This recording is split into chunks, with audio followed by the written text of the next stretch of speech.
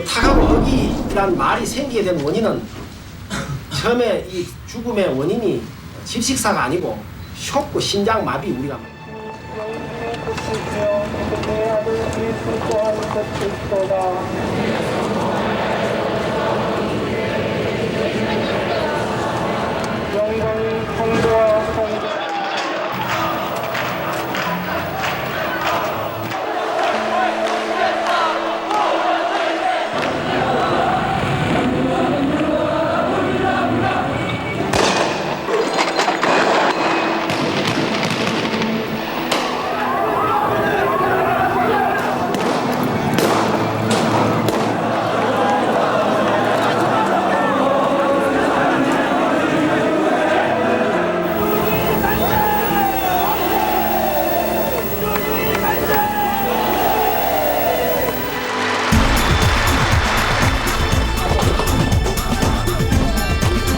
적과 싸우는 데는 아주 능하죠. 공감 능력이 약하고 대화에 약해요.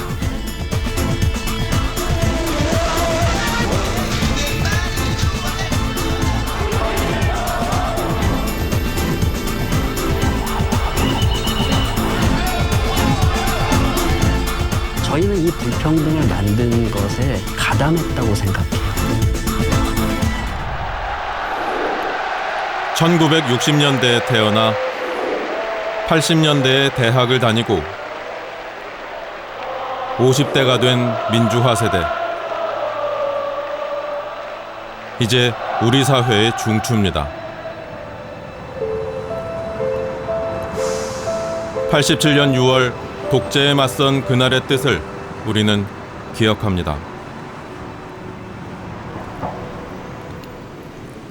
하지만 그날 이후를 냉정히 평가한 기억은 많지 않습니다.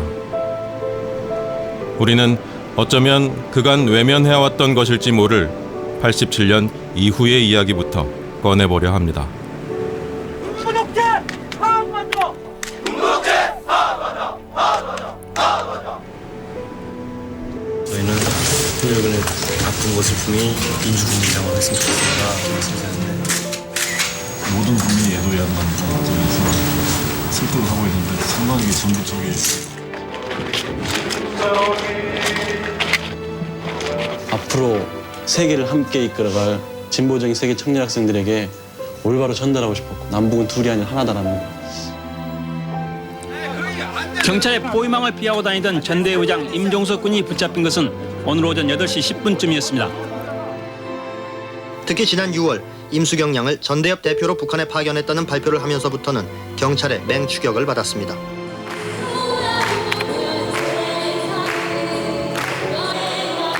우리와 함께했던 그 수배된 동지들 그리고 구속돼 있는 동지들이 석방되고 수배 해제가 될 수 있도록 최선의 노력을 기울이겠습니다.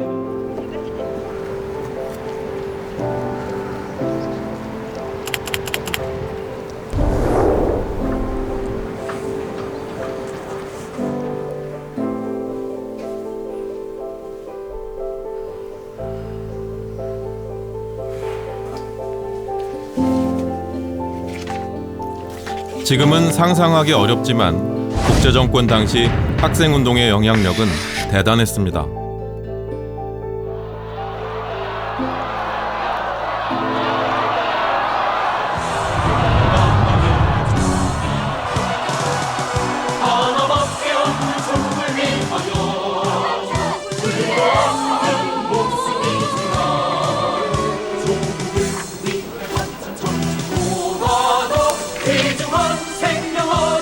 김기현 씨는 80년대 학생운동의 마지막 세대입니다.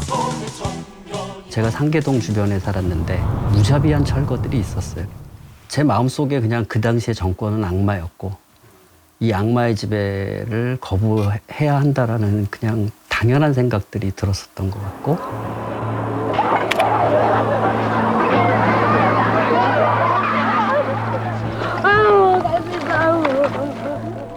어느 한 곳 생활이나 사회 곳곳에 나를 억압하지 않는 곳이 없었던 시절이었고 그것을 깨지 않으면 안 된다라는 생각, 내 자유가 없어질 것, 내가 자유가 보장되지 않을 거라는 생각 이런 생각들이 저한테는 굉장히 강했던 것 같아요.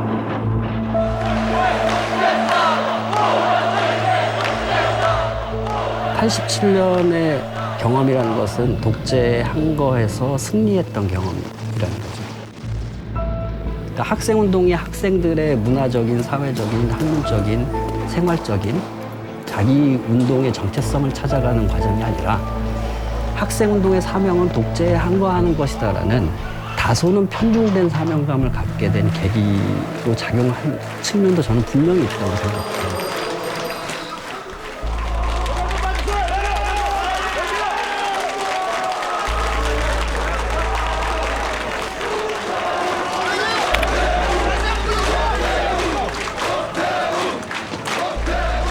(87년) 독재 정권을 종식시키지 못한 것에 대한 암울함, 그리고 그 이후에 왔던 공안 통치에 대한로 인한 암울함,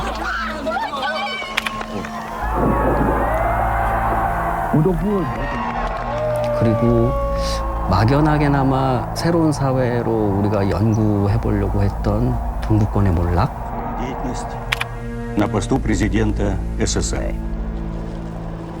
이 모든 것들이 암울함으로 있었고 거기에서 많은 사람들이 무기력을 느꼈을 것으로 저는 생각을 했어요. 그 이후에 새로운 어떤 사회를 건설하자라는 것에 대한 논의는 그렇게 광범위하게 있었던 것 같진 않아요. 그것이 그냥 민주주의를 쟁취하자라는 다소는 추상적인 말로 존재했었고, 노태우 대통령이 당선되고 그때 정권이 바뀌면서 개혁 작업이 이루어졌으면은 자 이제 우리 이제 돌은 놓고 집에 가자 이랬을 텐데 선거는 지니까 그때 만들어진 많은 조직들이 계속 유지가 됐고 형식적인 민주주의는 됐는데 다음 단계 민주주의는 뭐냐. 근데 그 살짝 질문만 있었지 그때도 답을 못한 것 같아요.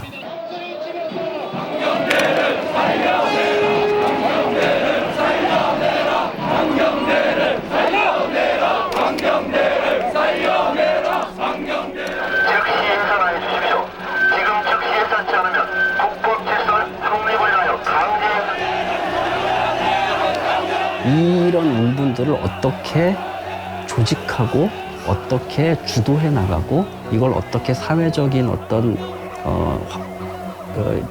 대화의 주제로 만들고 뭐 이런 생각보다는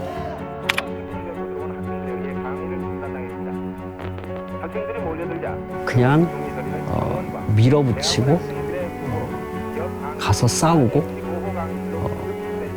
뭐 이렇게 끌고 왔던 것 같아요.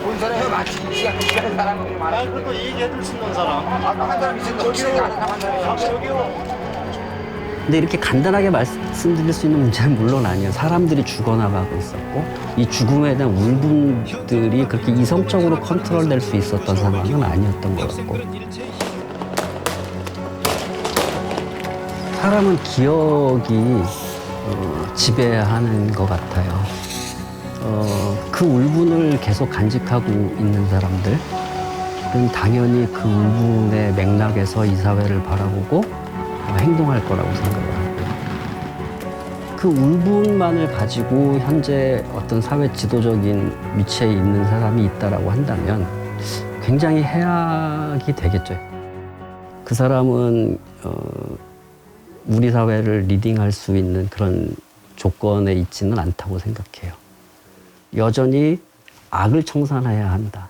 악을 청산하지 않고서는 우리는 한 발도 나갈 수 없다라는 인식들이 여전히 존재하고 있다라는 거예요.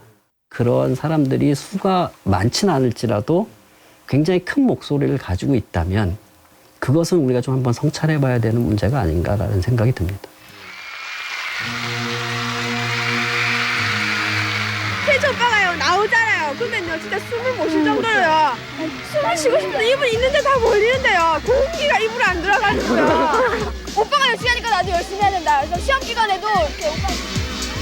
난 알아요. 입안 그리고 부르면 누군가가 나를 떠나버려야 한다는 그 사실을 이유를. 90년대 공안정국 속에서 거대한 변화의 물결이 일었습니다. 학생운동은 표류하기 시작합니다.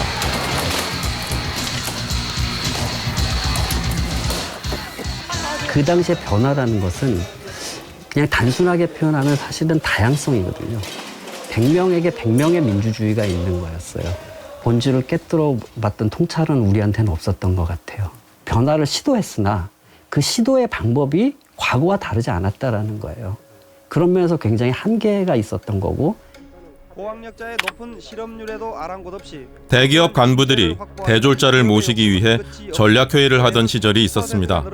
260명을 채용한다는 계획입니다. 새로운 어떤 아이디어, 새로운 어떤 뭐 방법 이런 걸 회사 소개하다가 중간에 또 뭐 교수나 이런 사람들 나와서 그런 주제로 좀 강연하고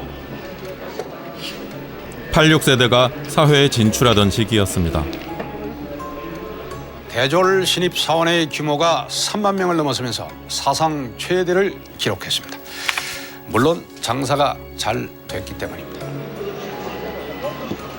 지금 생각하면 불가능한 일인데 학과 사무실에 여기는 삼성 거, 여기는 뭐 현대 거, 여기는 뭐 이렇게 해서 막 쌓여 있어요. 그러면 그걸 들고 그 원서로 내면은 그거는 붙는 거예요. 그때는 이제 다 평생 직장 개념이었고 그 상태에서 계속 가니까 이제 인생이 보이고 집값이 그때는 그렇게까지 비싸지 않았어요. 그러니까 한 2, 3년 월급을 모으면은 거기에 이제 대출을 껴서 이렇게 하면은 작은 아파트를 구하는 게 뭐 너무 특별한 사람의 일은 아닌. 뭐 저만 해도 뭐 학생운동을 굉장히 오랫동안 했고, 뭐 당연히 학과 공부를 많이 하지 않았을 거고, 뭐 그래도 바로 취업을 했으니까요. 제가 선택해서 이직을 할 수 있는 뭐 이런 조건들도 많이 생겼고요.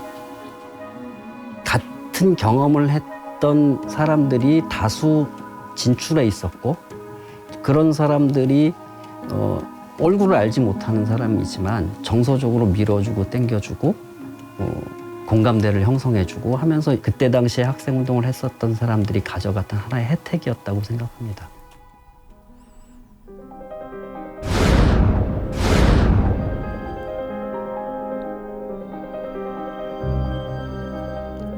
사회에 나간 86세대는 또 하나의 집단 경험을 쌓았습니다.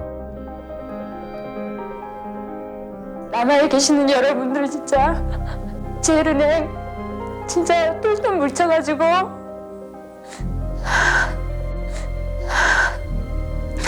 좋은 은행으로 진짜 다시 살렸으면 하는 여러분한테 부탁드리고 싶습니다. 제가 회사 다닐 때는 제가 이제 과장이었었는데 그 과장으로 IMF를 딱 만났거든요.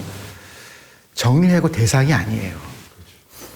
부장급들이 주로 타겟이었고 각 회사에서 이제 586들 위로 사라진 거예요. 고도성장 시대 한 번 더 오거든요. 근데 그 시기에 쭉쭉 승진하고 그러니까 이거는 이제 이 민주화 운동하고 상관없이 경제 때문에 생기는 일인데 한 번 더 혜택을 봐요. 실제로 국내 대기업들에선 IMF 이후 20대 신규 채용이 지속적으로 줄어드는 동안 30대의 자리를 지킨 직원들이 40, 50대가 되면서 비중이 급증했습니다.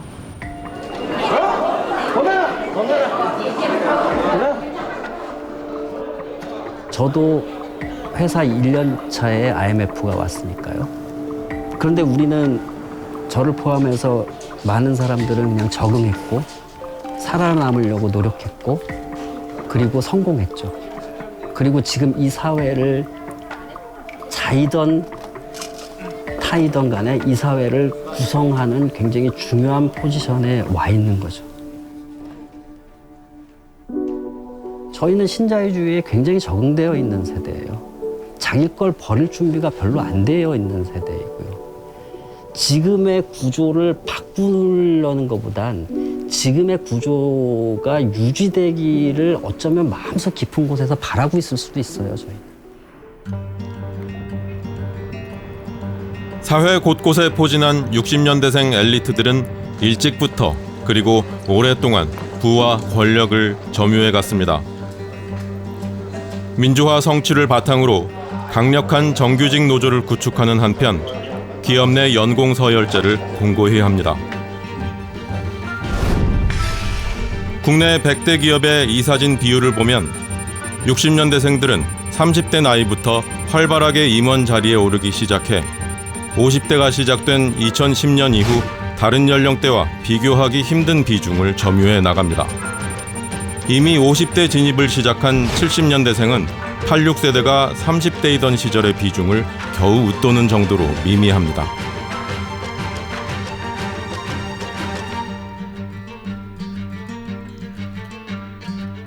(386) 세대라는 말이 만들어진 건 정치권에서부터였습니다.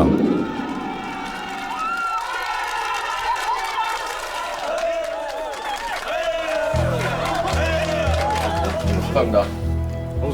86세대 대표 인물 다수가 30대 나이에 일찌감치 의원 배지를 답니다.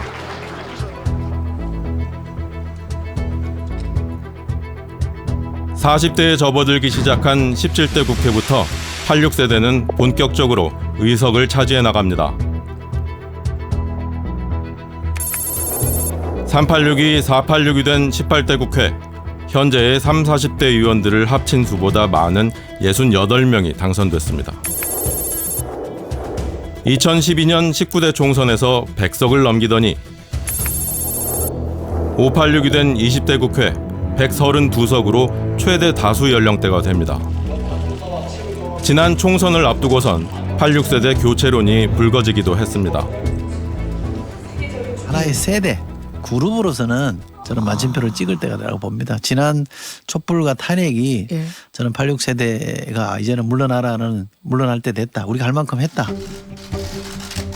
김종석 전 대통령 비서실장이 사실상 정계 은퇴를 선언하면서 세대 교체 목소리가 높아졌지만 반발도 만만치 않았습니다. 어느 세대에 대해서는 뭐 안 된다 이렇게 마치 선거를 늘 앞두고 나서 한바탕의 어떤 그런 희생양, 제사상에 올릴 희생양으로 이렇게 하는 것은 저는 온당치 않다 생각해요. 21대 총선에서 당선된 60년대생 비중은 전체 의석의 60% 가까운 174명. 헌정사의 유례를 찾기 힘든 압도적 비중입니다.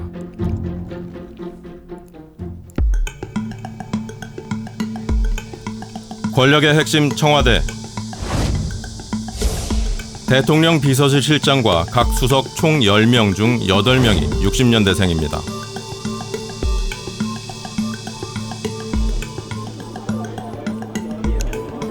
정재계할 것 없이 60년대생이 윗세대를 일찍 밀어낸 다음 아랫세대에겐 자리를 내주지 않는 모습입니다.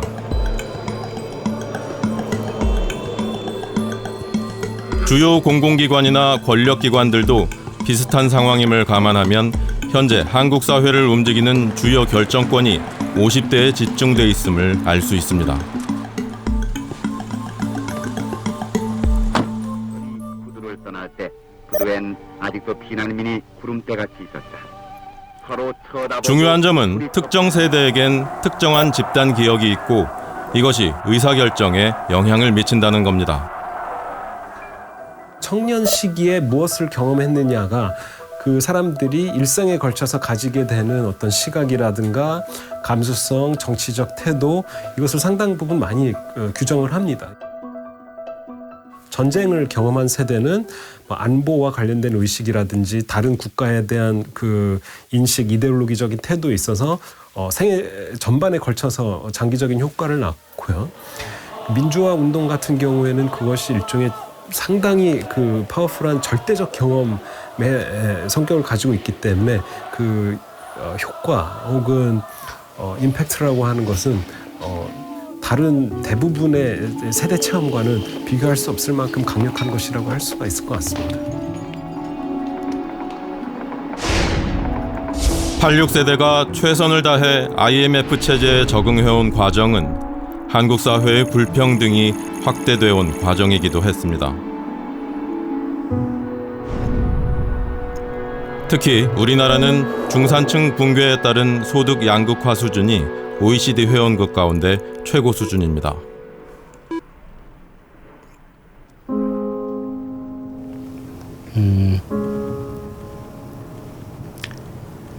정말 내가 학생운동의 간부였나 싶을 정도로 정말 내 삶을 무비판적으로 살아왔던 것 같아요.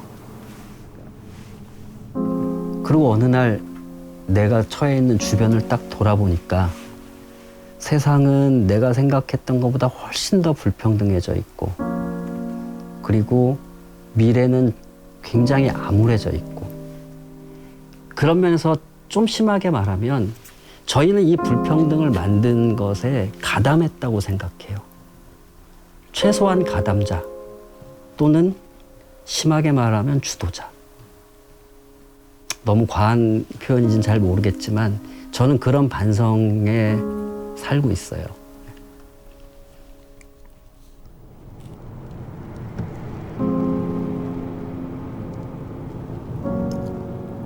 김기현 대표는 뜻을 함께하는 동료들과 함께 청년들의 경제 기본권을 위한 정책 연구단체를 모색하고 있습니다.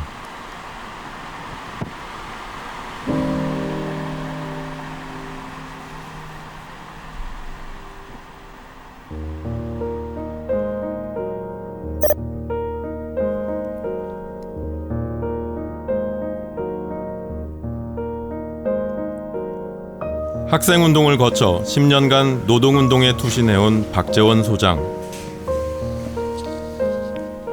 승무원으로 이제 일을 했는데 노동조합 활동을 하기 위해서 들어간 거죠. 뭐 흔히 얘기하는 위장첩이라고 볼 수 있습니다. 상급단체로 올라갈수록 초심보다는 이 정치적인 논리가 판을 치는 별로 다를 바 없다라는 그런 환멸을 많이 느꼈어요. 그때 그 시절의 경험이 저에게 또 엄청난 한계로 작용하는 것도 많이 봐요. 네, 어떤 걸 특히 많이 느끼냐면 편가리가 너무 능한 것 같아요. 적과 싸우는 데는 아주 능하죠. 실제 문제를 해결해 나가는 그런 경험들은 많이 부족한 것은 아닌가? 그래서 저는 그런 집단이 꽤 많이 보이거든요. 네, 저는 그런 사람들이 적지 않게 우리 사회에 부담이 되고 있는 것은 아닌가? 이런 생각을 합니다. 적잖은 운동권 출신들이 그랬듯 이후 사교육 시장의 스타로 활약한 박 소장은 고액 연봉의 강사 자리를 박차고 나와 교육 운동을 벌이고 있습니다. 소박하기 시작했던 것 같아요. 나도 먹고 살아야 되고, 사실 그 당시 학생 운동은 가족의 반대 정도가 아니라요. 가족 관계를 포기해야지만 가능한 그런 이제 상황이었기 때문에 그런 거에다 보상 심리들이 작동해서 열심히 사교 현장에 뛰었던 것 같아요.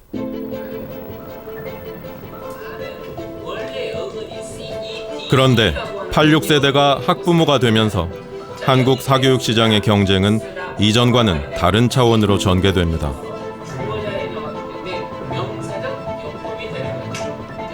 나오자가 없어야 됩니다. 탈락자가 없어야 돼요. 청년 시절 품어온 함께 잘 살자는 꿈과는 거리가 먼 인식이 그들의 2세에게 전해집니다. 학원 안 다니면 애들한테 많이 뒤처지고요. 그리고 다들 다니니까 다니는 건데요. 대치동의 실상을 보게 된 거죠.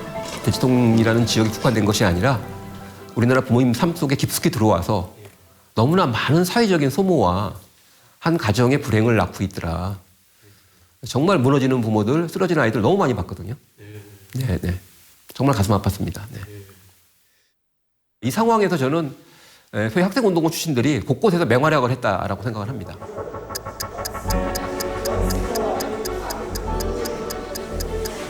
IMF 이후의 엘리트층은 자신의 지위를 대물림하기를 원했습니다. 자녀들이 삐끗하면 불평등 세상에 낭떠러지로 떨어질 수 있다는 걸 누구보다 잘 알고 있던 이들. 자녀 교육에서 이른바 내로남불 행태를 보인 이들이 적지 않았습니다. 그들은 공교육이 잘하길 바라지 않습니다. 내 아이만 뭔가 특혜를 받아야 되거든요. 학부로서의 행태를 보면 저는 뭐랄까요, 부동산 자녀 교육 문제에 있어서 저도 같은 세대지만 무슨 생각이 드냐면 이율 배반도 너무 심하지 않나? 이런 생각이 들 때가 있습니다. 학생 운동 시절에 외쳤던 정의라든지 이런 가치보다는 그런 성공 경험을 그대로 볼까요? 자녀들에게 투사하면서 결국 사교육의 강력한 소비자 집단으로 기능했다고 저는 봅니다.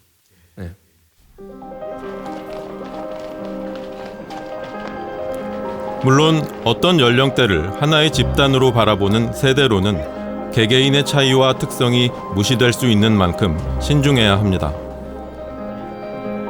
80년대에 대학을 다녔다는 의미의 86세대. 당시 대학 진학률이 30%대였는데 이 중 학생운동에 참여하고 현재 사회 주류 세력으로 자리 잡은 경우까지를 한정하면 전체 50대 인구 중 586의 비중은 크지 않습니다. 제 주변에 이제 시민단체 활동을 계속한 사람들의 상당수는 지금도 도시빈민으로 살아요. 이제 활동가로 평생을 투신했고 그런 분들이 많이 있죠. 사회에 드러나는 거는 그중에 이제 성공한 소수인데 저 사람들이 다 했다라고 의심의 눈으로 보는 거거든요. 운동권 출신 중에서도 매우 권력을 많이 갖고 부자가 된 사람들이 두각해서 드러나게 되는 거죠.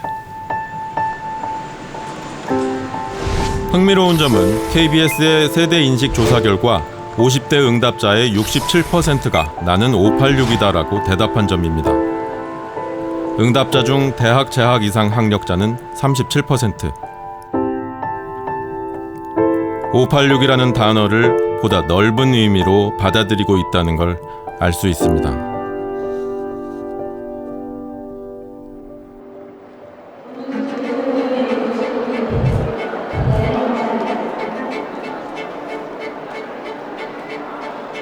안녕하세요. 저 KBS에서 나왔는데요.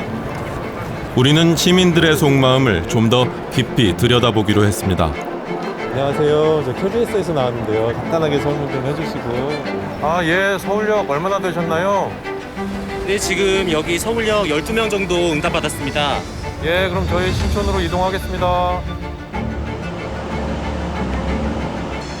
KBS에서 나왔는데요. KBS에서 나왔는데요. 내가 듣는 거군요.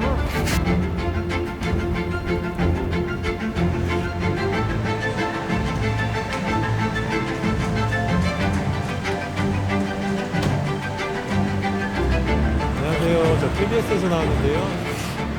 저희가 살아왔던 환경과 그분들이 살아왔던 환경은 다르기 때문에 이 부분은 서로 존경을 해야 된다고 생각하는데 586 세대분들은 젊은 층을 존경을 안 해주시는 느낌을 많이 받아서 많은 회사를 다니면서 일도 해보고 겪어봤는데 조금 어른이라고 저에게 무작정적인 생각을 강요하고 그런 것들 좀 많이 겪었기 때문에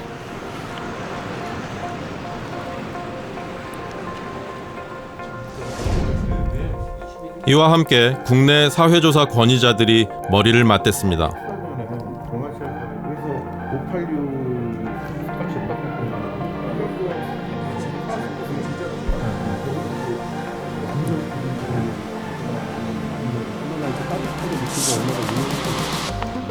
(20여일에) 걸쳐 온 오프라인 회의와 설문조사 설계 작업이 진행됐습니다.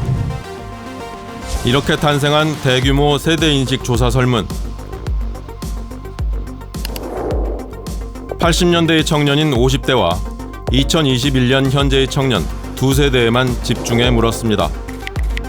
1인당 총 210문항의 초대형 프로젝트입니다. 정치와 국가관, 경제와 복지, 환경, 세대론 등 광범위한 주제가 망라됐습니다.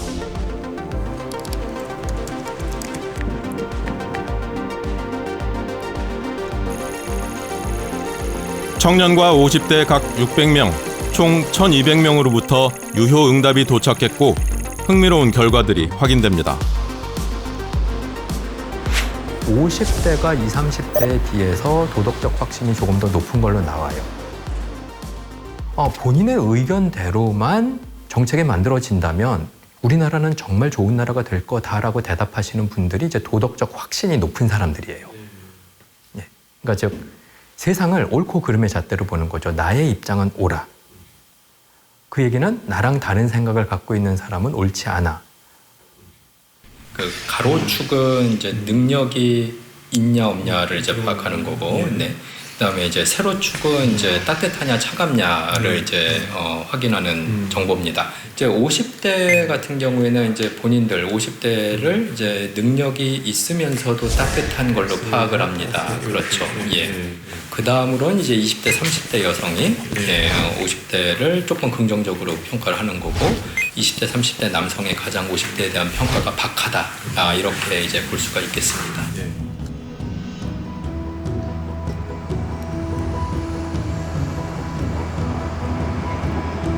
스스로를 따뜻한 데다가 능력도 있다고 생각하는 50대. 다수가 사회 각계에서 주도권을 쥐고 의사소통은 원활히 하고 있을까?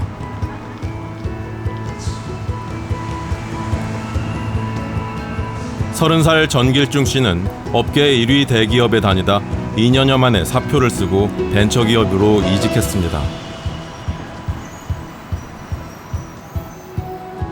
일을 하는 게 너무 재미가 없는 거예요. 그래서 이제 팀장님한테 면담을 신청을 했어요. 돌아온 답변이 원래 일을 하는 건 재미가 없는 거야. 원래 남의 돈 받고 회사에서 일을 하는 게 재미가 없는 거지, 이렇게 얘기를 하시는 거예요. 그래서 그 말을 듣고 더 할 얘기가 없었던 거죠. 50대의 기존의 그런 그 어른들은 원래 일은 돈 받고 하는 거 힘든 거고 남이 시키는 거 잘 하면 되는 거고, 이렇게 사고해왔던 게 계속 돼왔던 거죠, 어떻게 보면. 이제 모든 의사결정권이 이제 팀장이나 조직장한테 있는 거죠. 근데 과연 일을 하는 과정에서 조직장이 과연 모든 문제에 대해서 전문가고 가장 많이 고민을 한 사람인가 라고 따지고 보면 그렇지 않은 경우가 많았어요. 조직원을 신뢰하지 못한다는 느낌 받을 때가 많죠. 지금은 그냥 뭐 대표님한테 얘기하고 싶은 게 있는데요, 뭐 이런 거 얘기 좀 해보면 좋을 것 같아요, 이런 식으로 얘기를 할 수 있고, 그래서 아마 지금 일하는 게 좀 재밌지 않나 이런 생각이 좀 들어요.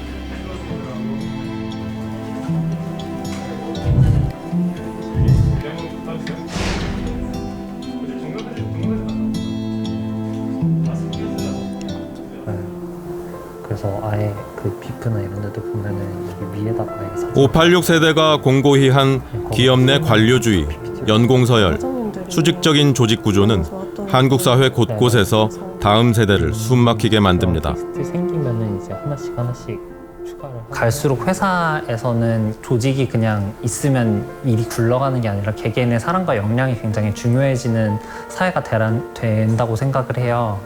나는 그냥 위에서 의사결정한 거를 잘 수행하면 되는 조직이다. 그런 수직적인 조직 문화라고 하면 일을 하는데 동기부여도 잘 되지 않기도 하고, 새로운 생각이 나올 수 없는 것 같아요. 왜냐하면 새로운 생각을 하더라도 결국에 의사결정은 위에서 할 테니까 그런 걸 많이 경험을 하기도 했고요. 좀 슬픈 점은 그 시절에 이제 군인들하고 싸웠던 거거든요. 진을 짰어요. 그렇게 해서 이제 앞에서는 이제 돌 던지면서 이제 거리를 확보하고 본대를 사수한다. 그러다 보니까 이제 상명하복이라는 군대 특징이 이 586들한테 굉장히 익숙하게 남은 거거든요. 주로 이제 남성 엘리트 성공한 사람들이 약점이 대화에 약해요. 공감 능력이 약하고. 어느 곳보다 활발하게 의사소통해야 할 국회는 어떨까? 저는 1987년생입니다. 87년의 정의가 독재에 맞서 싸우는 것이었다면 지금의 정의는 불평등과 기후위기에 맞서 싸우는 것입니다. 그러나 지금 우리가 마주하고 있는 것은 한때는 변화의 가장 큰 동력이었던 사람들이 어느새 시대의 도전자가 아닌 기득권자로 변해 말로만 변화를 얘기할 뿐 사실은 변화를 가로막는 존재가 되어버린 안타까운 현실입니다. 여러분께서 독재와 싸우셨던 이유가 무엇입니까? 인간답게 살고 싶어서가 아닙니까? 우리가 불평등에 저항하는 이유가 무엇입니까? 인간답게 살고 싶어서입니다. 대정부 질문의 앞에 며칠이 계속 정말로 지난하게 오직 그 문제를 위해서 정말 더불어민주당과 국민의힘이 너무나 많은 시간을 허비했거든요. 대한민국 사회가 마주한 과제를 풀기보다는 어떤 자신의 이익 내지는 자신이 속한 정당의 이익, 파벌의 이익 이런 걸 위해서 공적인 자원을 이렇게 낭비한다는 사실에 대한 어떤 분노 같은 것도 있었죠.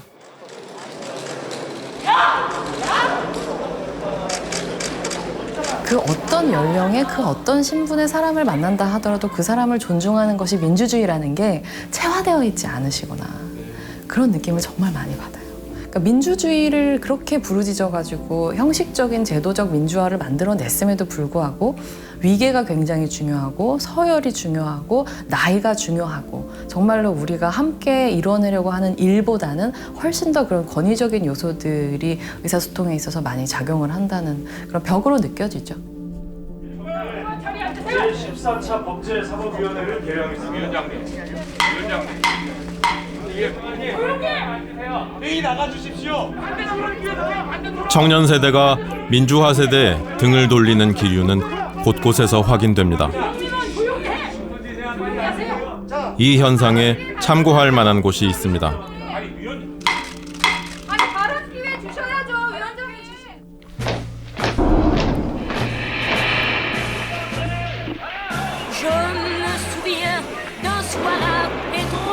한국에 87년 6월이 있다면 프랑스에는 68년 5월이 있습니다.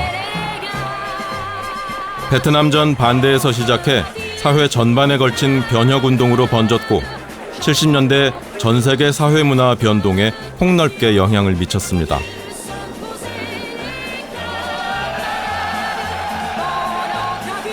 68혁명의 주역들은 젊은 나이에 사회 각계를 주도해 나갔고 프랑스 좌파는 1981년 미테랑 대통령 당선 후 전성기를 지냈습니다.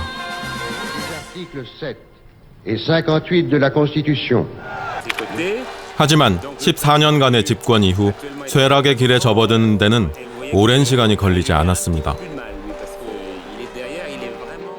68세대들이 장관도 하고 매년 있었는데 이 사람들이 이제 소소한 부패와 뭐 그런 것들이 있는 거예요. 뭐 집을 빌리는데 친구한테 뭐 이렇게 이자 안 받고 빌렸다거나 무슨 뭐 뇌물끝도 아닌데도 사람들 충격을 받은 거예요. 저 사람은 정말 가난한 노동자의 노조 지도부였는데 그러면서 그때 청년들이 68세대 등을 돌려요. 구구 청년들도 등장해요. 꼭 뭐 프랑스만 그런 게 아니라 유럽 전역에서 한 10에서 15% 정도가 이제 구구 정당이 되고 오랫동안 집권당이었던 사회당이 결선 투표에도 못 나오는 거예요. 68을 주도했던 정당들은 집권 가능성이 지금 없는 상태가 좀 꽤 되거든요. 변혁을 외쳐온 세력에 대중이 실망한 이후 청년들을 중심으로 나타난 우경화 현상.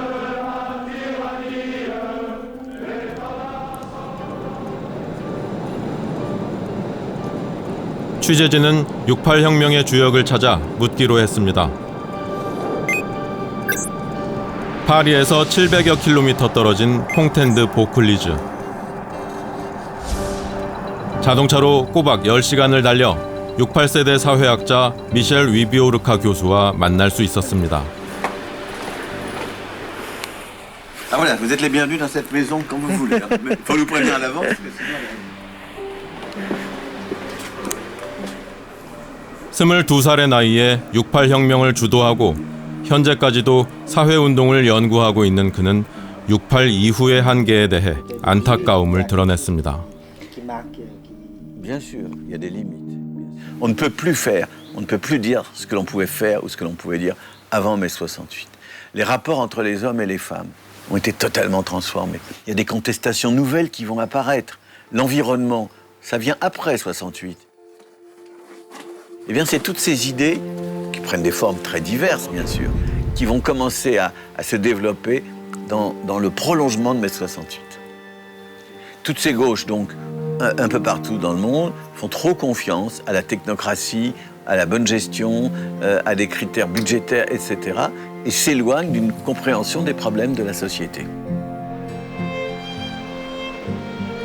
특히 좌파 세력이 시대 변화에 대응하지 못하는 점을 강조해 지적했습니다. En France, la difficulté, c'est que on n'entend pas suffisamment ou pas assez clairement les jeunes générations, et puis surtout qu'il y a en France un phénomène de droitisation spectaculaire. Il n'y a pas l'image d'un autre type de société dans lequel on serait en train de rentrer. Et donc, quand on est dans un pays qui perd ses repères, qui perd le sens de l'avenir, qui est mal, qui est inquiet, parfois frustré, eh bien, les jeunes générations, elles sont de ce côté-là, elles aussi.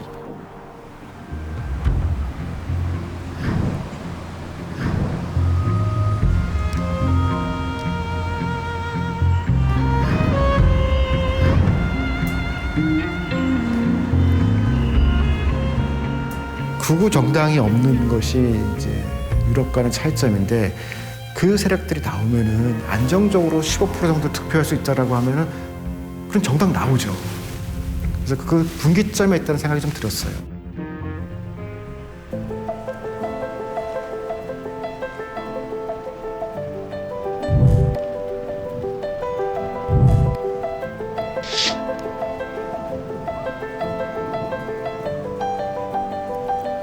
그래서 청년 문제는 청년들만의 문제가 아닙니다. 우리 사회의 아픈 곳이 약한 지점에서 드러나는 겁니다.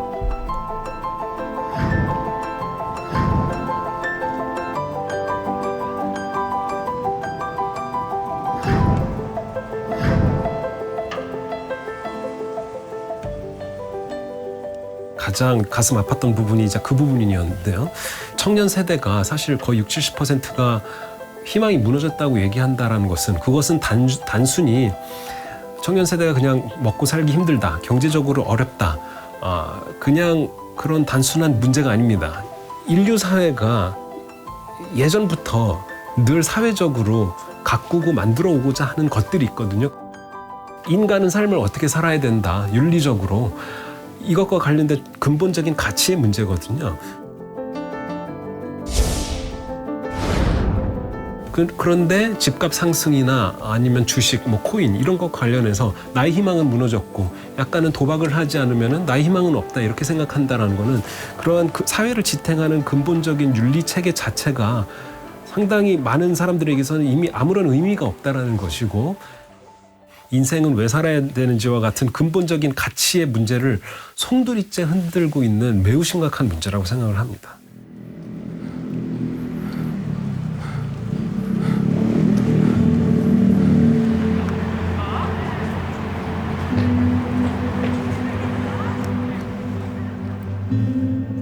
저는 22살 취업준비생입니다. 방송에 얼굴이 안 나갔으면 좋겠습니다. 취업이나 그런 거 혹시라도 영향이 있을까 봐.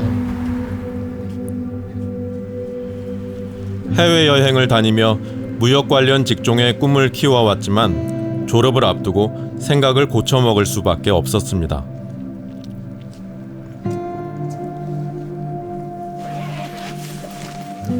현재 공인회계사를 준비하고 있습니다. 취업의 도피처로 한 게 가장 크고요. 제 시험밖에 없다라는 생각이 가장 커요.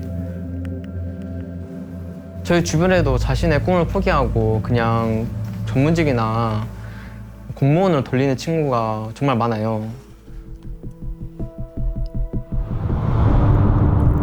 각자의 다양성을 뒤로 하고 모두가 비슷비슷한 것에 도전하니 경쟁은 치열해질 수밖에 없습니다. 경쟁을 통과한 소수와 그렇지 못한 다수의 격차는 그래서 더 벌어집니다. 모두가 최선을 다하지만 우리 사회의 소중한 자산들은 잃어버리게 됩니다. 저희는 정말 20대들은 정말 방법이 없는 거죠. 정말 내 인생 앞길은 정말 한 치 앞도 모르는데 저 주변에도 어딜 가나 비트코인이나 주식 이야기를 가장 많이 하는 것 같아요. 그리고 주변에도 안 하는 학생이 없을 정도로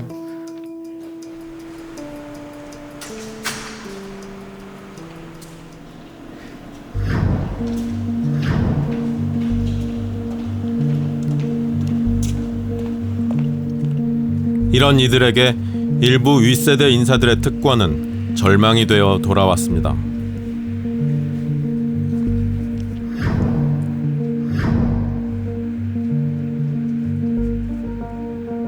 정말 허탈하다는 생각이 들었어요. 부모님이 사회에 이끄는 주도 세력이라고 해서 그의 자식들도 좋은 대학교에 간다는 거는 정말 불공평하고 오히려 일반 학생들에게 더욱 상대적 박탈감이 더 심한 것 같아요.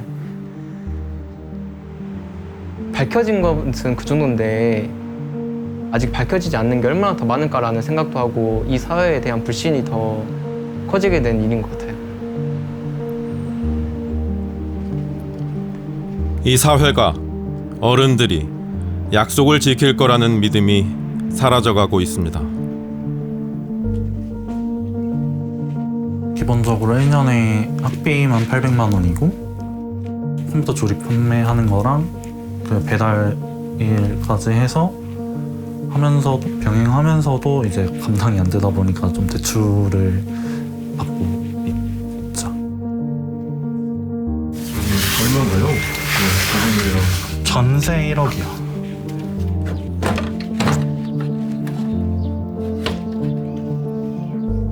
저기서 이렇게 오면은 우리 집에 누군가 침입할 수 있겠다라는 게 보이니까 여기 창문이 옛날 거네요. 네. 이게 제대로 잠기지도 않고 잠금 장치도 제대로 없고 여기 보시면 배수로 연결되고 이게 따로 안 막혀 있다 보니까 냄새가 되게 심하게 올라와요. 그 환풍기가 있어야 정상인데. 네. 이게 90년에 옛날에 지은 집이다 보니까 환풍기 자체가 아예 없어요. 부모가 부자인 친구들과의 차이를 더욱 절감하는 건 돈보다 시간입니다.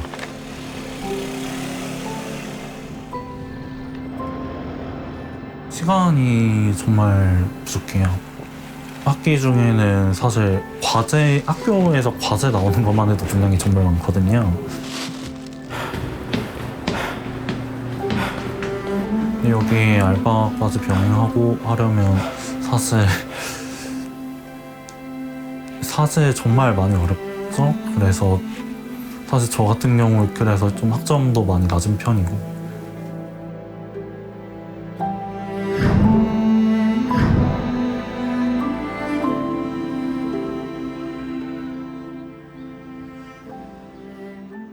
정부와 정치권에서 근본적으로 생각을 잘못하고 있다고 생각해요.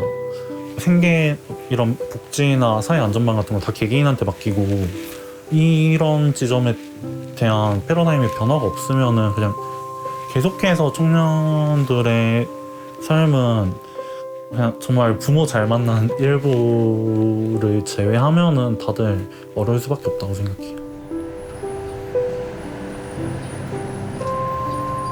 청년들에게선 특히 소득 수준에 따라 벌어지는 인식 차이가 다른 연령대보다 더 크게 나타납니다.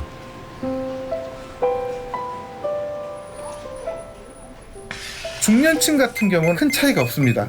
그 한국 사회가 같이 잘 살려면 큰 정부가 필요하고 정부의 역할이 굉장히 중요하다라고 생각을 하는 거예요.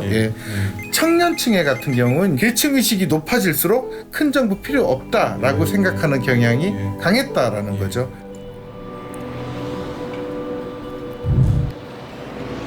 청년들이 공정성에 집착한다는 통념이 있지만 보수가 낮아져도 공정한 결정을 따르겠다는 응답은 50대보다 적었습니다. 청년층의 경제적 불안이 드러나는 대목입니다.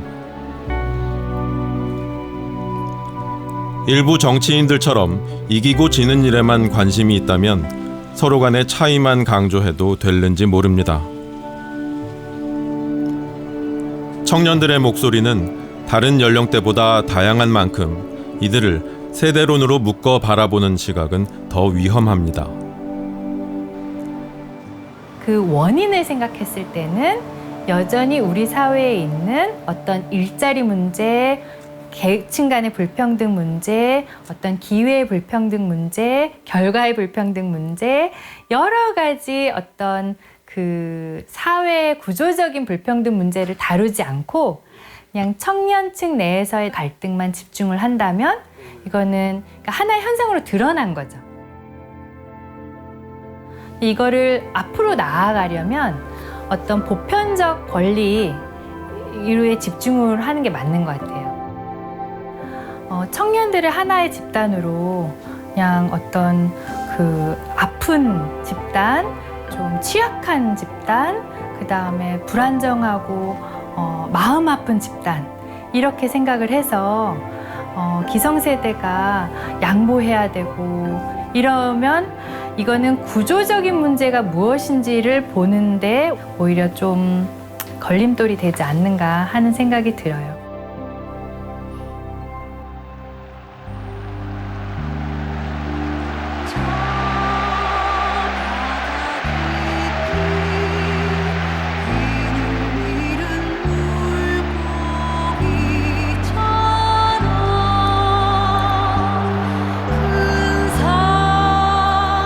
우리는 언제나 불의에 맞서왔고 당대의 과제를 함께 해결해왔습니다.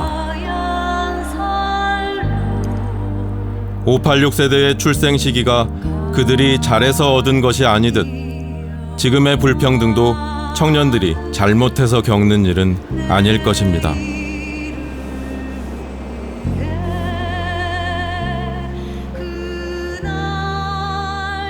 정말 그들에게 훌륭한 어른들이 있었으면 좋겠다. 586 세대가 그들에게 존경받는 어른이었다면 그들은 이 어려운 상황임에도 불구하고 그 어른들을 보면서 힘을 내지 않았을까? 저희 아버지 세대들이 만들어준 산업화의 성과에서 우리는 굉장히 상대적으로 수월하게 사회 진출을 했었다면 우리가 누릴 수 있었던 그런 혜택을 만들어주지 못한 것에 대해서 미안함을 가지고 있습니다.